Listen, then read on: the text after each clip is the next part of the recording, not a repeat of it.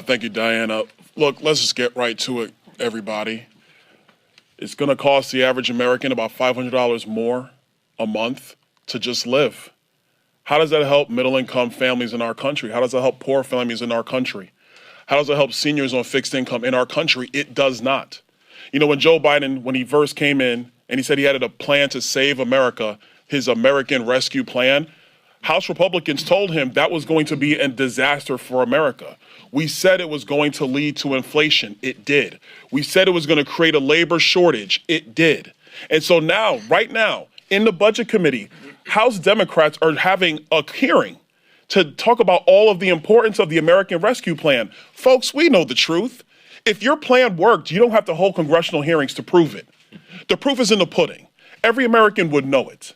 If you're filling up a Suburban anywhere in the United States, it's going to cost you about $125 to $145 to fill it up.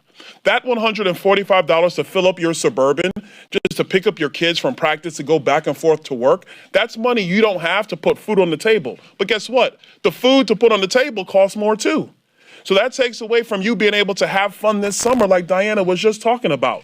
You can't take that vacation. You can't go buy that new article of clothing. You can't go do the next thing that you choose to do. This inflation is the largest tax increase on poor families and middle-income families in decades in the United States, all brought to us by Joe Biden. Frankly, a president who has no idea how an economy actually works. This White House likes to talk about building an economy for the middle class. That's literally what they were saying yesterday. The president's probably going to say it in about an hour in Philadelphia. Well, guess what, folks? An economy for the middle class doesn't work if the economy doesn't work. The late, great Margaret Thatcher said it better than any of us ever could. Joe Biden and the Democrats would prefer the poor be poorer, so the rich are less rich.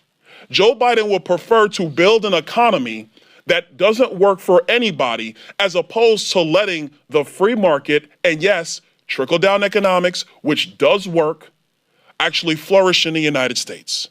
Joe Biden and House Democrats would prefer we talk more about Uvalde, the tragedy that we all care about. They would care more about we're talking about dog collars and oversight later today or tomorrow. They would prefer to talk about January 6th than actually do the job here in Congress and actually work on supply chains, work on energy, work on inflation, and do our job for the American people. And last thing I'll say is this. For the people amongst the House Democrats and among the administration who say, oh, just go buy an electric car, it's better. Your electric car costs about $55,000 to $60,000 on average. Most Americans can't afford that.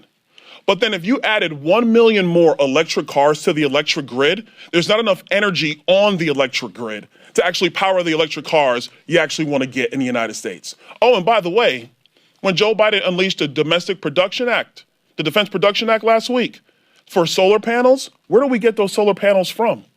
We don't mine that stuff in the United States, folks. That comes from China. So this administration would rather us take our resources, which are buying less products in the United States for our families, and ship those resources off to China to help the Chinese grow their economies while Americans suffer here at home. It just doesn't work, folks. I don't need a congressional hearing to explain it. I see it every single day. Every American sees it every single day. And House Republicans are committed to reversing course and getting our nation back on track. With that, I'm going to yield to our whip, Mr. Steve Scalise, from the great state of Louisiana.